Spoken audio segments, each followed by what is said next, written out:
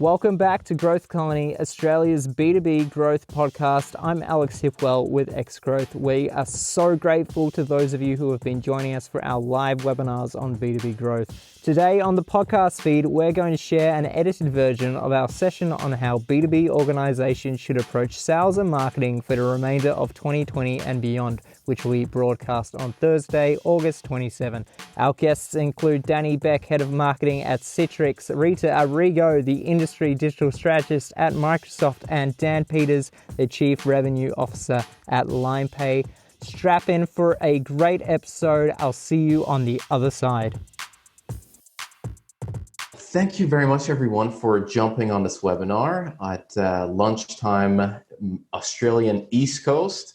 It's great to have you all here. My name is Shahin from Xgrowth, and today we have a really awesome panel that we're going to be talking about sales and marketing in 2020. But before I jump into that, for those of you who might be new, might not be familiar with Growth Colony is a community of B2B professionals from sales and marketing and the technology space, everything around B2B. And we run webinars and podcasts, and when we can, we do events. And today you're attending the webinar. So on that note, I want to go around and very quickly introduce our panelists. I'm super excited for this webinar because we have such a diverse range of people on the panel. So we got Dan Peters.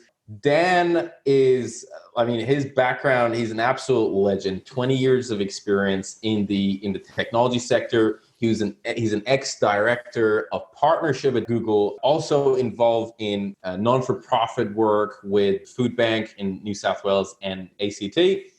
He also has startup background, and currently he's the Chief Revenue Officer, the CRO at Limepay. So amazing background, but I'll in just a minute, I'll give him the mic to do a quick intro as well. We have Rita. Rita is everything technology at Microsoft. So Rita does a lot with artificial intelligence, data, IoT, blockchain, mixed reality, everything around technology and how everybody really at Microsoft can benefit from new technology. And she works very closely with the marketing team, explaining what kind of technologies are coming into the market. So that is an amazing perspective to have for our chat as well. And currently is the industry digital strategist at Microsoft. And last but not least, we got Mr. Danny Beck, the head of marketing for Australia and New Zealand at Citrix. Danny has amazing range, just an amazing experience in the IT sector and in the marketing, working at Microsoft, now leading the marketing team at Citrix. So it's an amazing pleasure to have you on board and bringing the marketing perspective. So that's a quick introduction, but love to go around and get maybe like a 30-second intro from every one of you, things that I've missed, other things that you think it's important for people to know, both from the companies that you're working at and yourself. So Dan, let's start with you.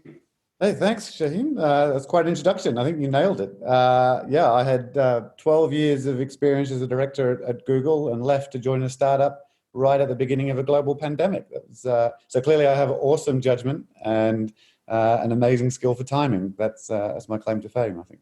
Fantastic. Can you tell us very quickly about Limepay? Yeah, Limepay is a payments disruptor. It is the first online payments processor and buy now, pay later in one. So we're a native white label version of kind of Stripe plus Afterpay, if you like, pulled together. Fantastic. Thank you very much for that. Rita, tell us, I think a lot of people know Microsoft, and maybe tell us a little bit about yourself. Okay, I'm stuck here in St Kilda. I've been in this room for 6 months now, and I'm still working full time. And, I'm really into all kinds of new technology, like you were saying, but I'm also into really thinking about the value that it's going to bring. And, do we really all want people to get rid of, to get automatic hamburger flippers at McDonald's. And like, are we actually thinking about, what is a great use of AI? And so I spend a lot of time thinking about that as well. Fantastic. Luis is commenting on your beautiful artwork in the background. You're stuck in a room, but beautiful artwork. We had a discussion about that, Luis, before coming online. But Danny, give us a quick background about yourself and Citrix. Right, sure. Good morning, everybody. Good afternoon. So I guess you did sum it up really well, but I've worked for companies that are no longer in business. So that's maybe not a good sign. But I started off in WordPerfect many years ago when I started in my IT journey. And then I moved to Novell. Then I was marketing director at Autodesk. I then spent 19 years at Microsoft. And this year I joined Citrix as the head of marketing for ANZ in February. I had about 3 weeks in the office and I've been locked down. And I have to tell you, joining a new company in lockdown where you can't meet your colleagues, it's an interesting experience because it's all about trying to develop relationships, and doing it virtually has been an interesting experience. I think I've used every platform out there, Shahin: Zoom, Teams, Google Hangout, GoToMeeting, FaceTime, Google Duo, you name it, I've used it. There are some over here. I don't even know what Google Duo is. Don't criticize me, Dan. It's the FaceTime equivalent on Android. Just a few 100 million users in India and around the world. That's it. That's pretty much it. Okay. All right. No, thank you very much for the introductions. Now, I should also say, if anybody, as we speak, please feel free to ask questions, and there is a Q&A option over there on Zoom. So make sure to ask your questions over here. And Alex, if you could, this is the first time we're running a webinar on Zoom. So if I'm a bit rusty and trying to navigate my way around everything, please forgive me, but make sure you drop questions over there. So let's talk about 2020 sales and marketing. Danny, I would like to start with yourself. Tell us a little bit about what happened at Citrix. What have you changed in the past 6 months? Everything. The playbook is out the door. As a marketer, I inherited a business plan, and I think within pretty much 4 weeks, that plan was out the door, terminated as you speak. The marketing engine, similar, I guess, to the sales engine, very hard as a seller when you're not seeing people face to face. Marketing was the same. A big part of marketing is events and face-to-face and connection. And of course, that's not possible at the moment. So we've really had to pivot our entire marketing go-to-market strategy digital, like everybody else. And there's a lot of benefits for that, Shahin, but there's also a lot of challenges I found. And I'll give you an example. Something that I've coined as digital fatigue. I have a friend. He's the CIO of a mid-sized company, about 500 individuals in Australia. He's getting invited on average to about 25 webinars a week. He'd like to attend a lot of them, but he doesn't have that many hours in the day, so he has to cherry pick. So marketing has really undergone a fundamental shift because I guess when you run physical events, customers have a bit of skin in the game. If they take time out of the office to actually go to a venue, they're already pre-qualifying. But when you run a digital event, it's really easy to log in from your desk or home or from the cafe. But are you really bought in? Are you really engaged? And so that throws a whole, series of challenges. So marketers I've had to think differently about how we engage with the audience, how we tell a story, how do we capture that information, how do we make it relevant, and also how do we compete against all the other noise that's out there. I've never seen anything like it in my 25 years of sales and marketing. Yeah, I'll definitely want to come back to this point of digital fatigue and talk about, what are some of the strategies that you're implementing to address it, right? But before I do that, Dan, I definitely want to hear from your side as well. I mean, you joined Limepay. What have you found that maybe previously you were heavily relying on, and you can't do it anymore, from a sales and partnership and in the CRO level? Yeah, look, to Danny's point, when I joined at Christmas, we put together a plan to kind of scale the business out of MVP, of which events were going to be a big part of our strategy. We even put deposits down and so on for various events around, and we quickly binned that plan and shifted. And in the sales and marketing, what I would say is we shifted to sales and away from marketing. Frankly, we're focused very heavily on direct one-to-one customer communication, exactly for Danny's point, which is, I think it's very hard to cut through at the moment, given where people's attentions are at. And as a startup, we don't have the budget necessarily for sort of mass media, mass reach campaign. So it was always going to be a matter of kind of streamlined communication. And so we've doubled down on one-to-one and really trying to kind of reach out directly. What does that mean? What does one-to-one mean? Can you give us a bit of a picture of like? Yeah, I mean, direct sales. So direct sales, email marketing. Those kind of channels where we can try and create personalized communication, meaningful touch points. Really important for us. We just don't have we don't have the budget to waste. And so we need to be incredibly choiceful and know that the most responsive direct forms of marketing are where we're going to put our money down. We would have loved to have done some events though. For where we're at in the cycle of the business, it would have been great for our business. But it doesn't seem like that was going to be a viable thing earlier on in the year. We made a call early to postpone them actually, and it was proven to be the right call because they were then pulled eventually anyway. So we didn't spend a lot of time and money preparing for them or booking, materials and so on, which I think a lot of people might have, right? I think there's a lot of sunk cost out there right now for people who have, and businesses perhaps who've invested in a lot of those kind of media and events that is essentially either lost or certainly delayed. So it's opportunity cost.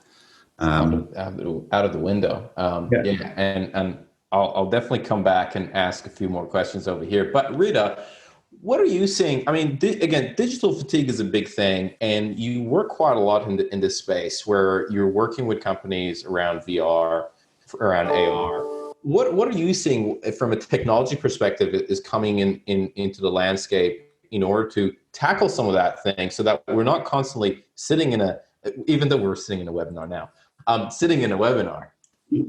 Yeah, so I've been finding it's really about, in the same way that there's digital fatigue, there's also event fatigue. I think it's really about thinking about the whole experience, the pre, the post, what actually happens before, what happens during, what's part of that experience, how is it curated?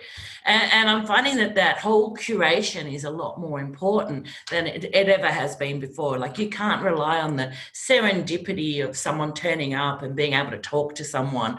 You have to be a lot more programmatic in the way you develop your events. So I spent a lot of time with Microsoft Marketing, actually, because how many events do we do? And it's been such a huge pivot for us to kind of move from, having to book all those big hotels and organize all that catering to now think about how do we make our digital events more interesting.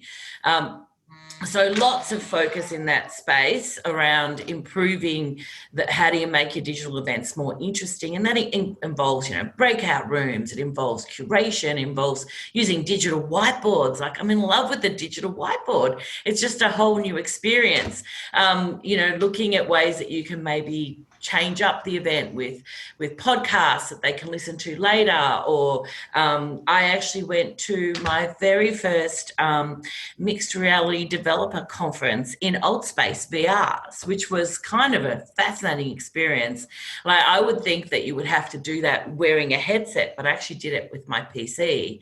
But I was able to wander around and experience the speakers in an avatar mode, which was really compelling and different, and then, you know, look at different exhibitions and be able to like walk up to people and, you know, talk to them and send emojis and all these kind of stuff. So there is a lot of thinking that's going on in how we can move from this, you know, flat scenario of just talking heads on videos to kind of create more of an experience. And there's a lot of thinking around that going on at the moment. Just to jump in there, Rita, it's interesting, isn't it, that, you know, I was at Google for 12 years. Basically, when I arrived, we pretty much had video conferencing as a standard in the business, but it was pretty much unheard of anywhere else. So I've kind of, you know, for a long time grown up using that. But it didn't really feel like it moved very far in those 12 years. You know, it was kind of pretty much basically the sort of Skype experience that we all knew from, you know, whenever Skype was invented all that time ago.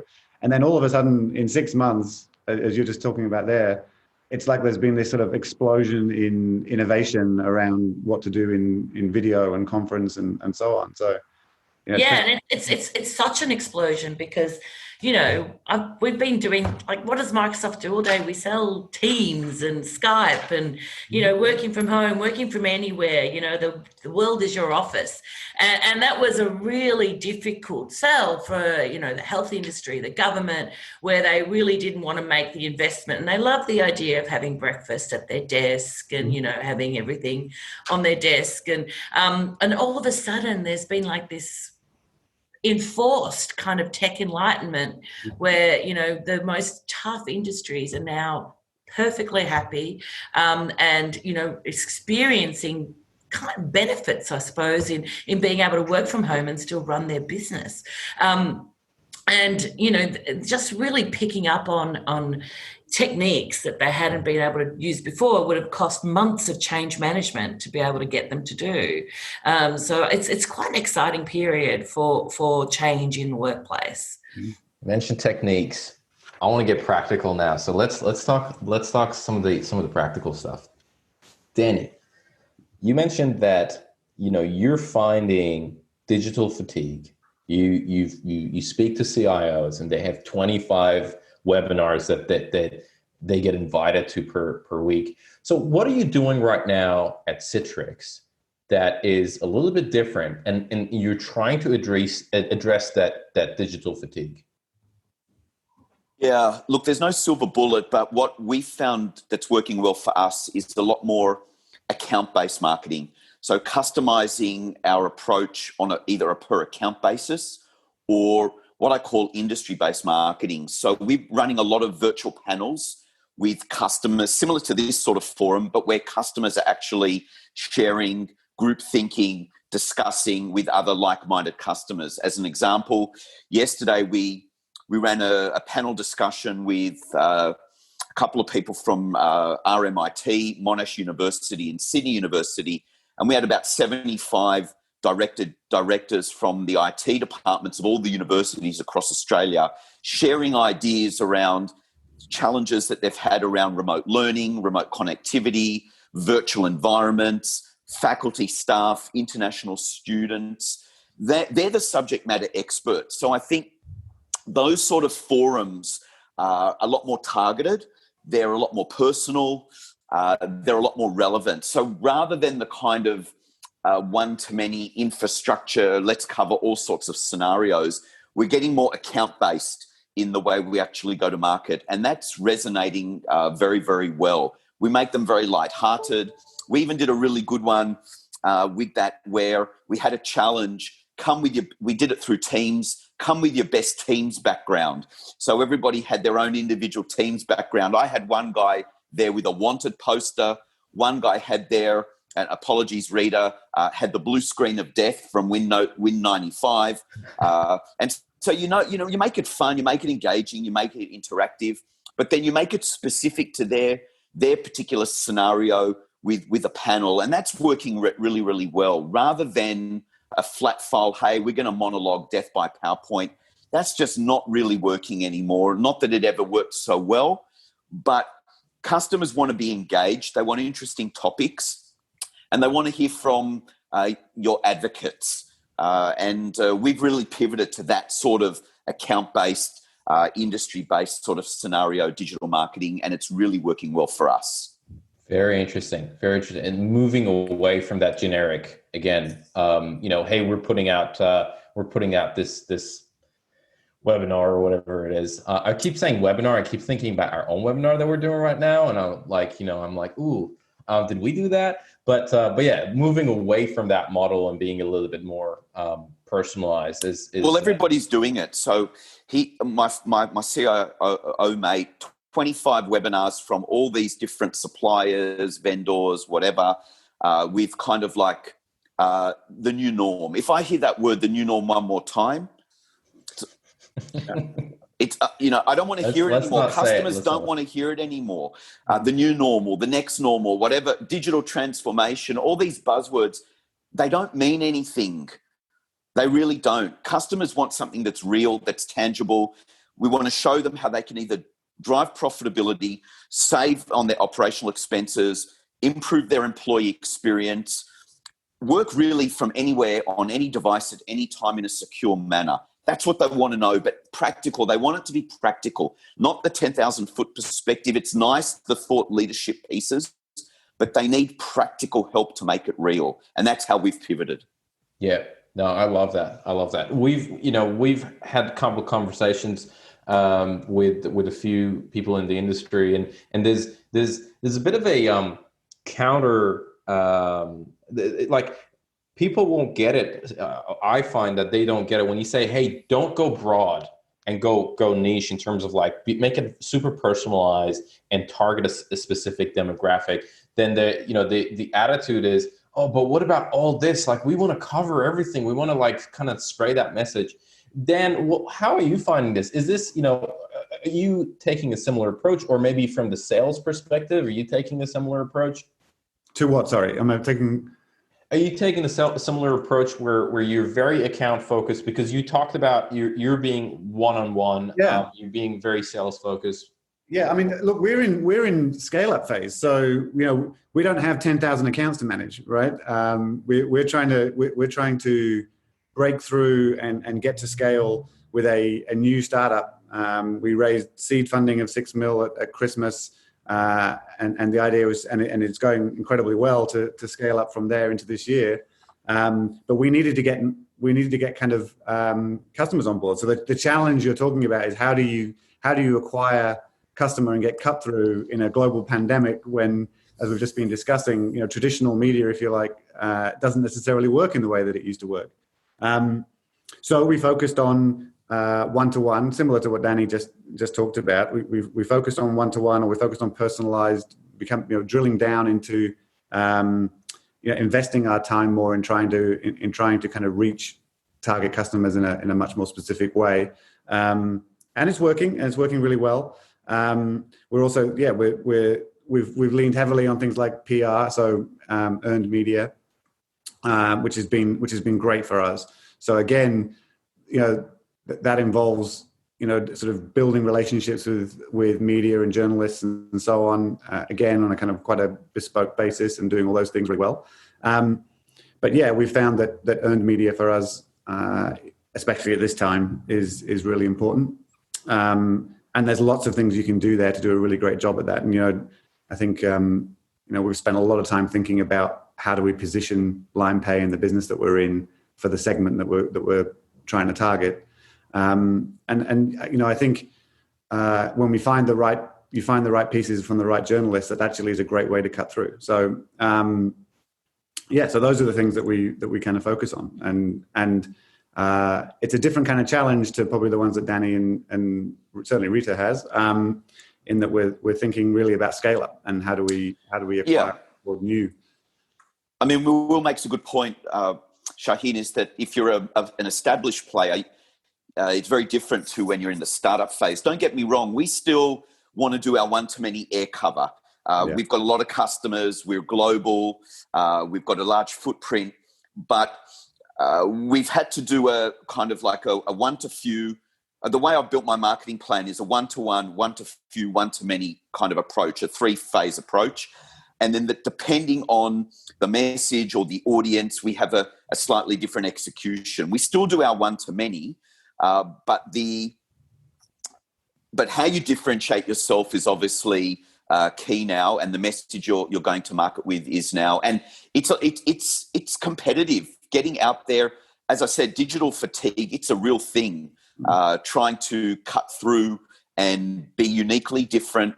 The other way that we're finding it's really working for us and is partnerships. So going to market together, we go to market very strongly now with the likes of Google or with the likes of AWS or with Microsoft. So one-on-one, 1 + 1 makes 5 now, because what I've found is that customers are going to look for better together stories. So if you've got good strategic partnerships, and see how you can market with those partners, because they're also hitting in a lot of the time the same audiences, and so you can kind of get some economies of scale there. That's another approach that we're really taking now. And we recently had a very big announcement with Microsoft on further collaboration and extending our 30-year partnership. And we're going to go to market strongly with them because it gives us a bigger voice. So I would definitely encourage partnerships as a really important way to now go to market. Right. And it's funny you say you're partnering with Microsoft. Our new motto is that we're not cool, we make other people cool. So there you go. Well, you're definitely not cool, but we'll make you look cool. Oh, Rita, I hope your marketing person is not listening.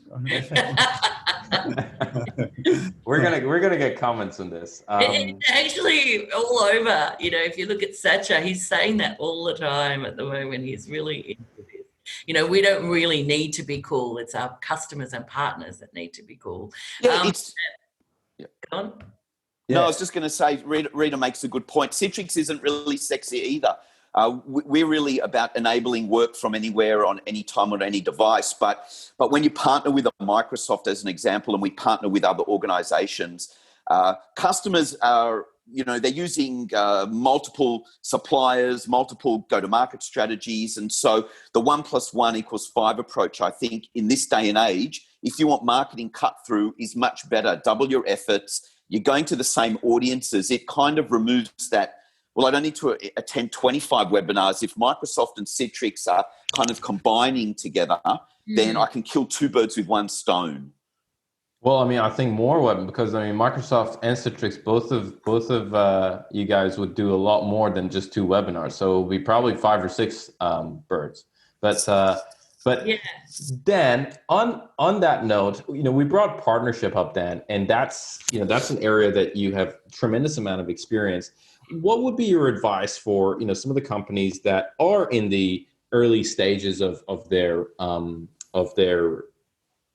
startup life, or they're just a smaller player in terms of like number of staff? How do you think they should go about thinking about partnerships and building those partnerships? Well, I'd say what I'm learning is that it's very different being on the other end of the partnership conversation when you're not Google, as I was. Yep. So power is important in the partnership discussion, right? So we used to use the word partnership all the time, but I think our partners used to look at it as the kind of the partner you had to have, maybe, rather than the partner you wanted to have, the big brother. And so I suppose what I'm learning now, not being on that side of the fence, is that you kind of have to give a lot more as a smaller player, right? You have to really think about what value do I bring, and how much am I prepared to give?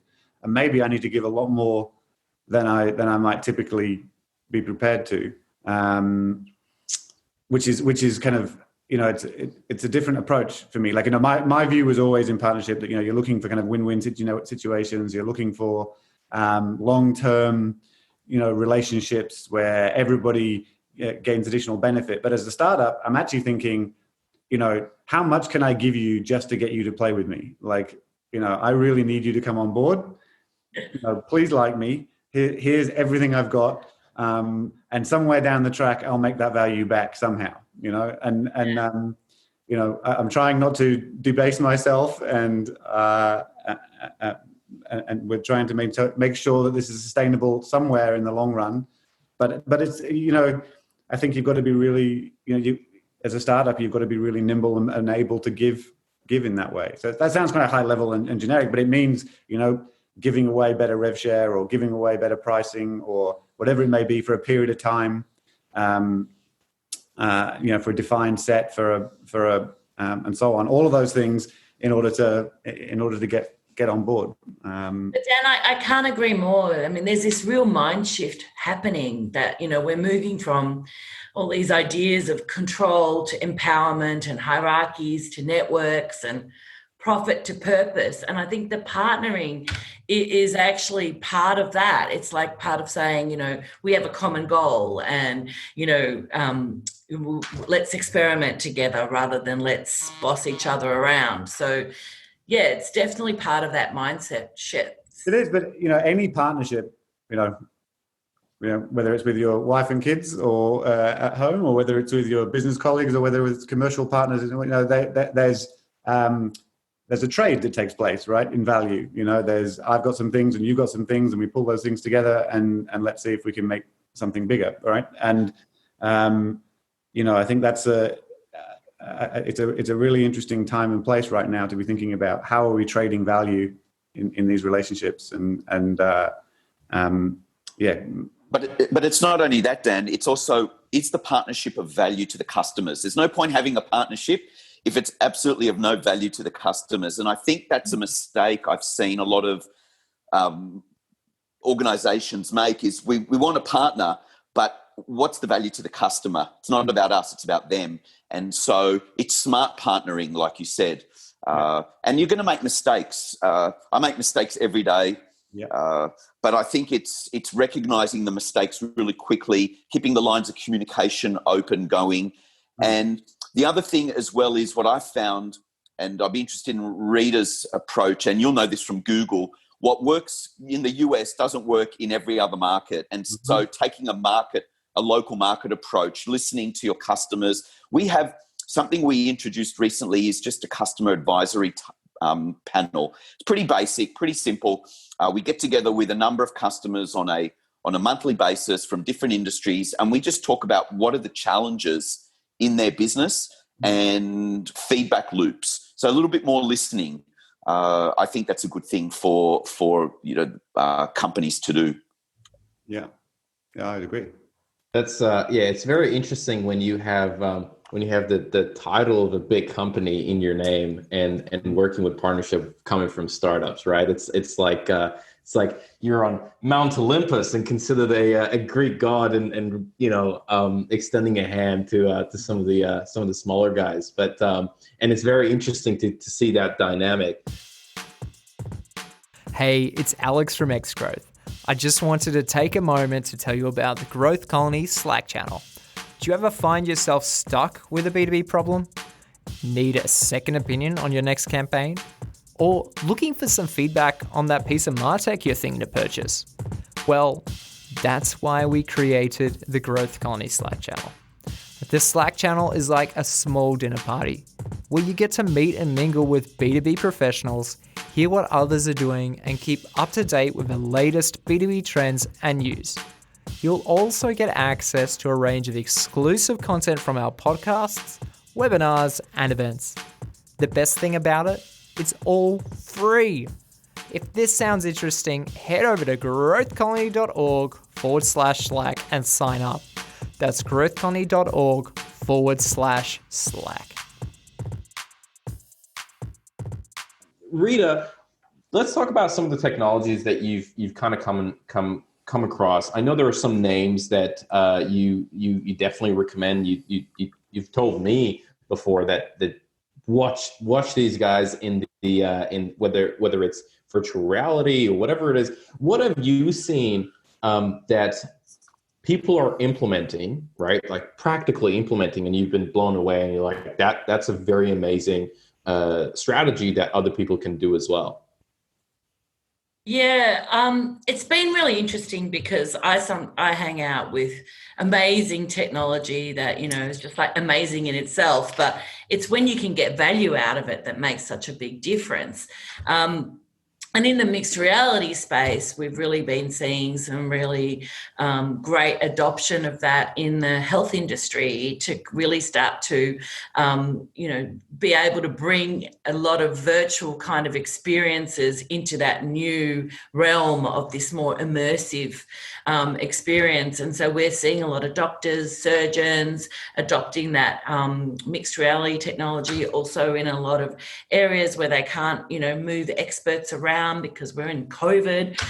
So with the remote assistance, to be able to use something like a HoloLens to be able to give people, a really in-depth view of what they're seeing so they can get expert opinion and be able to have that kind of somebody else's hands enter your environment to fix whatever you're working on, etc. So in that mixed reality space, it's been fascinating. And as well to kind of bring the spatial into your home. So a lot of times when you've got to look at equipment or be able to understand a really complex piece of equipment or be involved in something like that, it makes it much easier if you can use it from a spatial computing perspective and be able to bring that into your home life experience.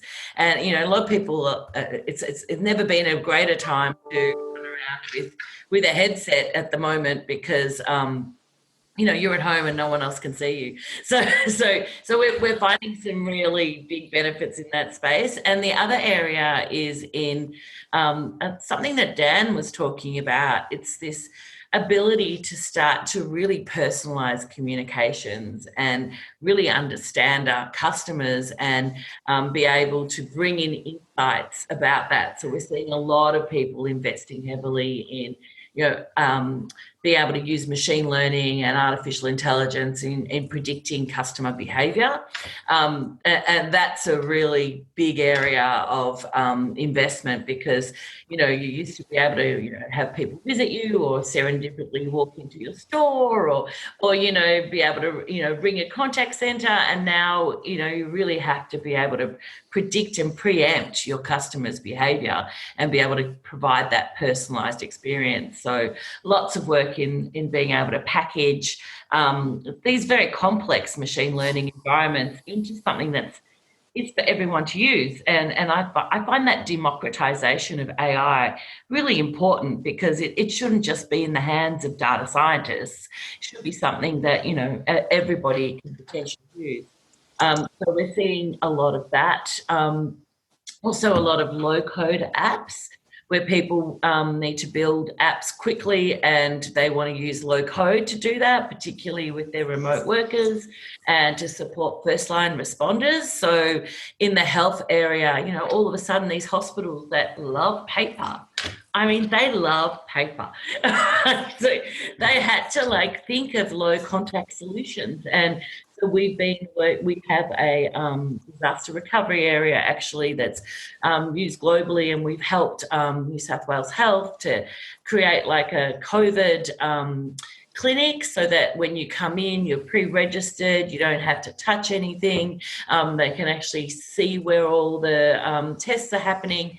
And at the moment, we're helping Victoria with their contact tracing, which, is using some very old technology, and we're looking at ways that we can dramatically improve that from what they're doing today in a manual way. So I really love that people said tech enlightenment, but I think a lot of the stuff that people used to think was too hard or impossible, it is now really kind of going, wow, we're actually wasting money using these paper processes. And if we digitized it, we could actually improve. And they're the kind of words that I've dreamed of coming out of people's mouths, right? Because when you see them going, fill in this form or fill this in or write this, you just kind of laugh at them and go, are you serious? Right. But to have that enlightenment, to actually realize that digital is more cost effective, faster and better is actually been quite an amazing enlightenment for us. Yeah, I hear you. Will it be great? Yeah, that would be great, because the other day I had to go and do a stat deck, and I walked into Roads and Maritime in New South Wales, and I said, I'll fill out a stat deck. They give me this paper-based form. I said, I can do it electronically. I've got a digital license on my phone, but they want me to do a stat deck on a piece of paper. Then she photocopied it. Then she scanned it. And I'm thinking, did she fax it somewhere? and then they faxed it. Yeah, exactly. And I'm thinking, but hold on, I've got a digital driver's license and I'm filling out this. And then she filed it. I saw her actually file it in a cabinet. And I'm thinking, this makes no sense. It's like the biggest dichotomy I've ever seen. You're like, have you heard of COVID? You must have looked into 1985. But I'm telling you that the digital government space is huge, because like that is just money going down a tube. Like when you're using faxing and you're filing and you're filling and you're cutting and pasting and then you're collecting and then you're ringing, and like when you're living in the 1975 era, like that is just cost so much money, and the government just can't continue to invest in that. So, the digital government is just going to be such a big area of innovation and necessity because of the fact that there's just not going to be money to do it the old way. No, fantastic. No, I really appreciate that. And I was speaking to someone from DocuSign a few days ago, and boy, and then I looked at their stock price and felt a bit depressed. So they absolutely blowing up.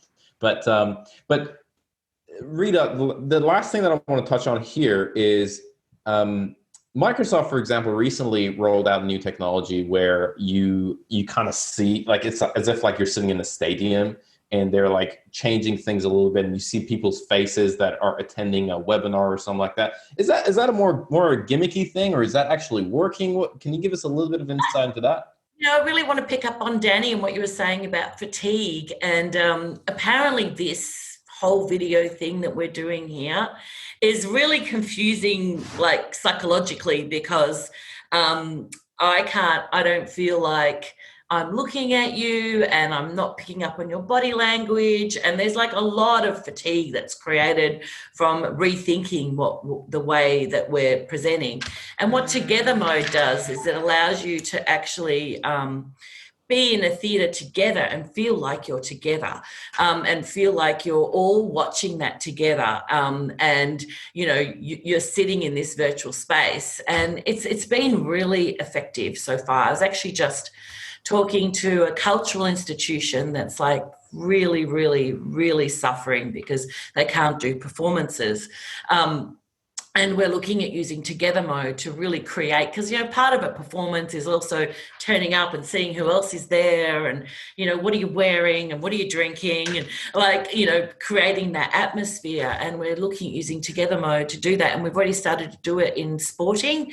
So particularly in, we experimented with basketball. Of course, that's what's really big in America. And to be able to like really create that feeling for fans where you have that Together Mode and everyone, they can actually see everyone on the screen as they're playing. Okay. Not as important in the cultural space, but potentially could be as well. But yeah, that Together Mode's got some real legs in terms of being able to say, here's a new immersive experience that doesn't take a headset, that doesn't take leaping into virtual reality, but you can just do it on your screen. Okay, thank you very much for that. So definitely, people should definitely check that out and see how they can integrate that into what they're doing right now. Next topic, and kind of the last topic that I want to touch on before we kind of go to questions, is we're going digital, and there is a fundamental issue with going digital. I mean, a lot of these experiences are going digital, and that's attribution. That's tracking what's happening. That's your KPIs and making sure you keep track and you know what's going on. Danny, what are your thoughts on that? Is that something that you're sounds like George Orwell, 1984? Are you talking about? Maybe you can just flesh out the question a little bit more when you say tracking. Sure. So, keeping KPIs and everything with regards to what is happening in the digital world, right? So you're measuring success basically, right? When taking all these experiences online, is that something that you're having difficulty with, or is that a challenge, or what is your experience on that? I think it's always a challenge. I had a very good mentor once who told me that not everything that counts can be counted, and so. As a sales and marketing guy, I certainly look at metrics around campaign success, and that can be a variety of different measures. I don't think anyone's got it perfect yet. Certainly I don't have it perfect. There are a number of tools, analytics tools, performance tools. I haven't found an organization yet that really measures success well. I mean, yes, you could say revenue outcome is a measure of success, no question about it, but that's still it's a very binary yes or no, but there are other measures of success. You can close deals, but the customers can not trust you, or they can not like the process that you actually went through, or they're not going to buy from you again, or whatever reason. So we measure success. What I found at Citrix, and I know I did this at Microsoft through various customer engagement surveys, talking to people. There's no real easy answer here. It really depends on what you want to measure.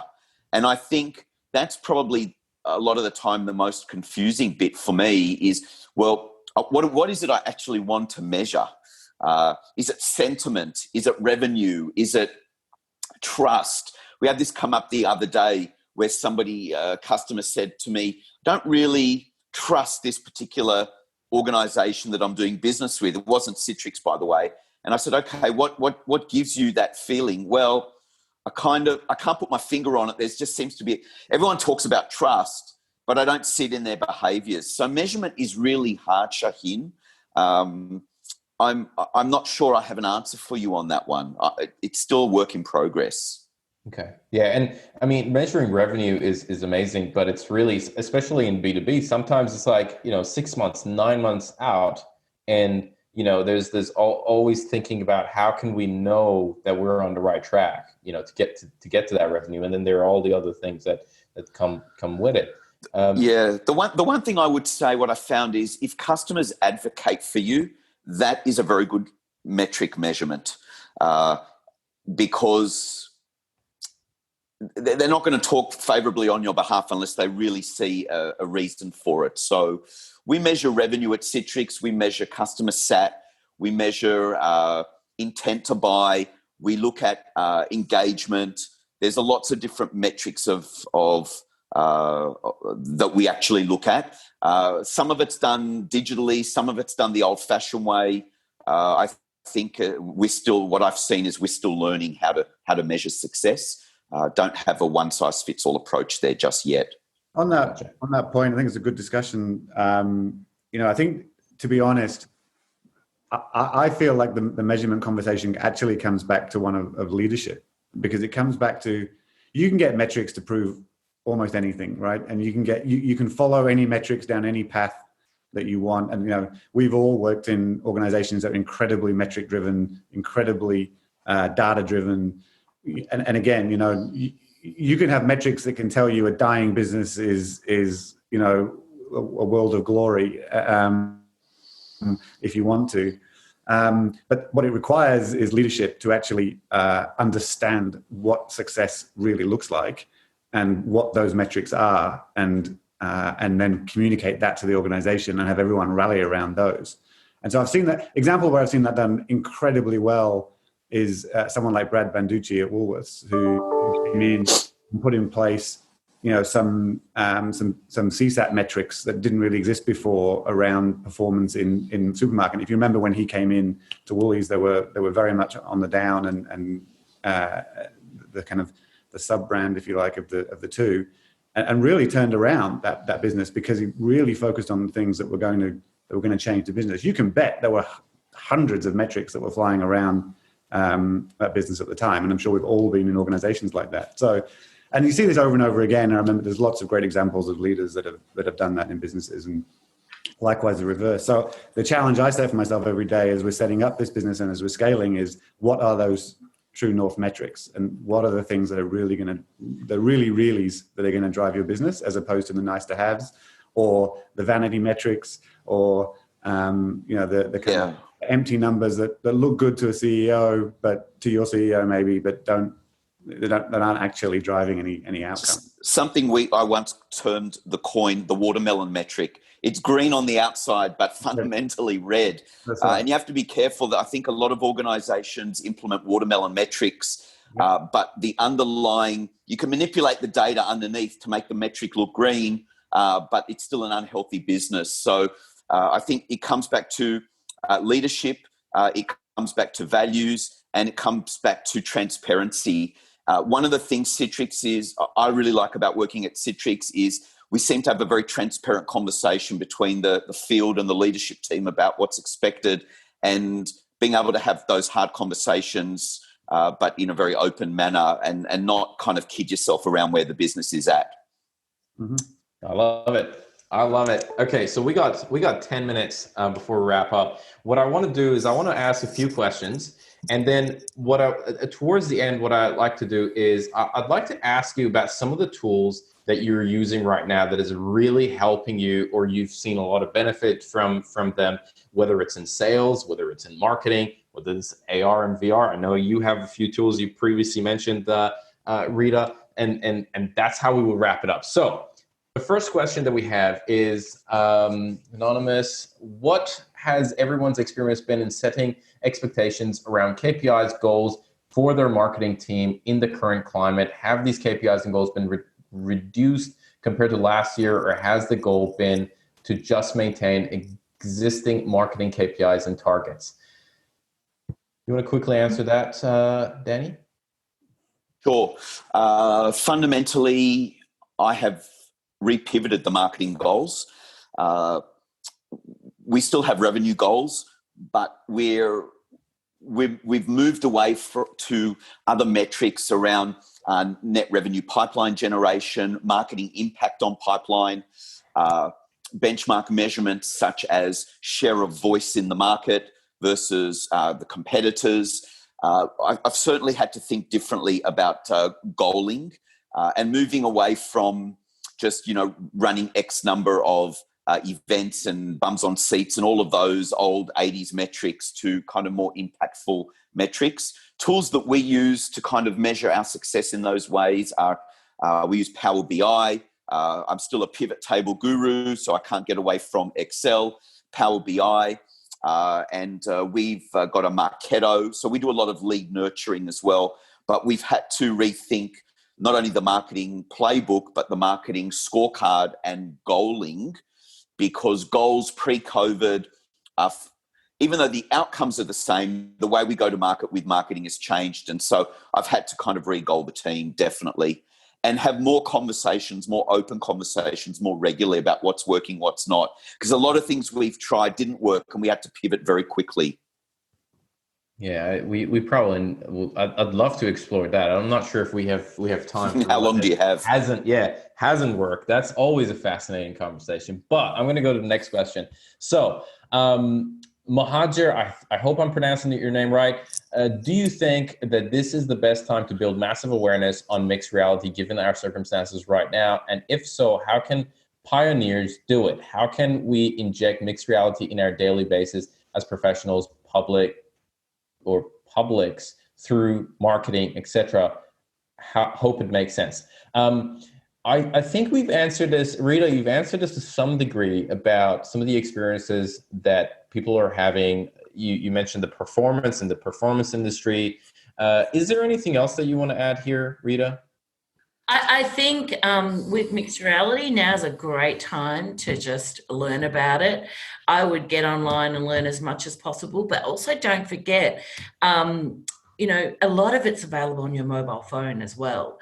So I just recently installed Jadu, Jadu, which allows you to bring dancers into your house and, place them in different places. And it's kind of amazing to start playing with these AR apps on your phone, because it gives you kind of this ability to be able to imagine what it's going to be like for retail in the future, and how retail is going to change and that side of things, because we all do want more immersive experiences. We do want the 3D world to come into our lives. And I know Dan's looking at me like as if, but once we get beyond paying for things, we actually do want to bring that immersive experiences. So yeah, my recommendation is read up online and install whatever apps you have on your phone while you're waiting to invest in a headset or different. Well, I'm looking forward to you integrating TikTok into VR.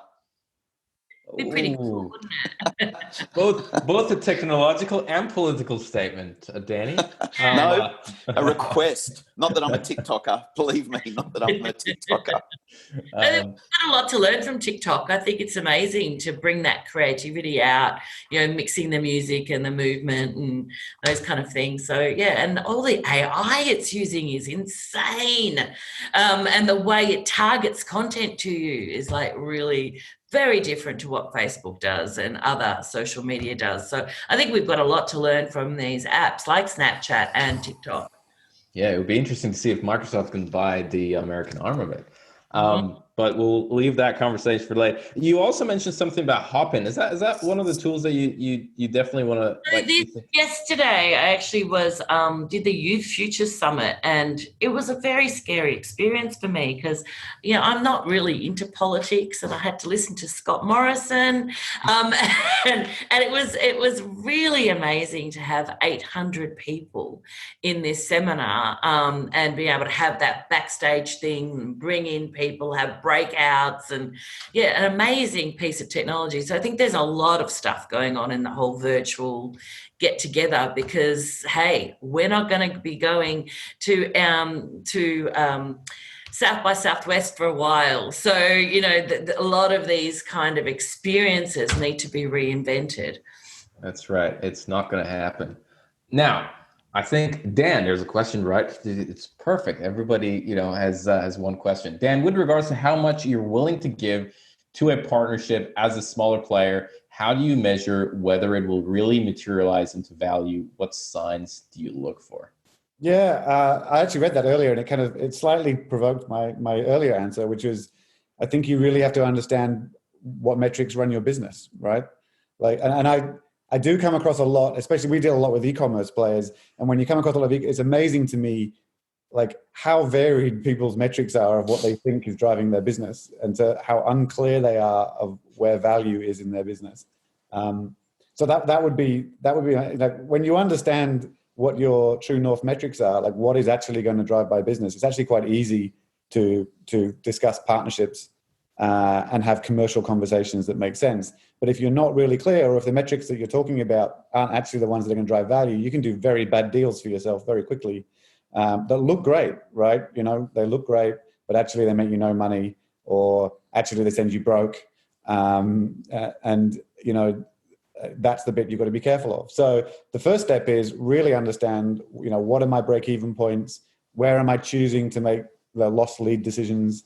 What are my underlying costs? Just get really clear on what are those drivers in your business. When you get that, the rest kind of follows, because then you can make informed decisions about whether or not a deal is working, what the metrics should be, and how to measure it. And that's very interesting coming from you, because Google is to some degree the holy grail of KPIs, OKRs, right? Really, like OKRs got popular with Google, and the movement kind of from Intel into the management team to Google. So that's very interesting to think about, even partnerships from that perspective. Dan, what are some of the tools in sales and what you're doing daily that you've maybe started to use more often or more regularly, or you've been introduced to, or maybe you've been using for a long time, but they're pivotal? Not more often and more useful, but it won't surprise anybody who runs a sales team, which partly I do, that our CRM, which we use HubSpot, is the absolute source of truth. It is our daily stand-up. It is our mantra, and we have the saying, what doesn't get in HubSpot doesn't exist. So in order for salespeople to be effective, for management to understand what's going on, for the business to understand what's going on, shareholders, everybody else, we need to have an effective CRM system and pipeline management tool and revenue revenue pipeline running in that system. So that is literally our number one most important tool. Amazing. Okay. I have to apologize. I have a hard stop at 1, so I'm. All right. Sounds good. So we'll wrap it up on that. You guys. No, really appreciate it, Dan. Thank you so much. And thanks for everybody else for jumping on the call. And we'll see you at the next webinar. Next webinar is going to be about B2B, PR in B2B. So definitely check it out. And on that note, thank you very much for the panel, Dan, Rita, and Danny, for joining us. Pleasure. Enjoy this. Thanks so much. Pleasure. Thank you very much. Bye, everyone. Stay safe. Hey, it's Alex again from Xgrowth. Thanks so much for joining us on this episode. If you enjoyed it, we'd love it if you take a moment to rate us on Apple Podcasts. It would really help get the word out to other B2B professionals. If you're hungry for more B2B content, make sure to join our Slack channel at growthcolony.org/Slack, where we share the latest B2B news, tactics, tips, and chat about problems we're facing in the B2B space and find solutions together. That's growthcolony.org/Slack. Thanks for tuning in. We'll catch you in the next episode.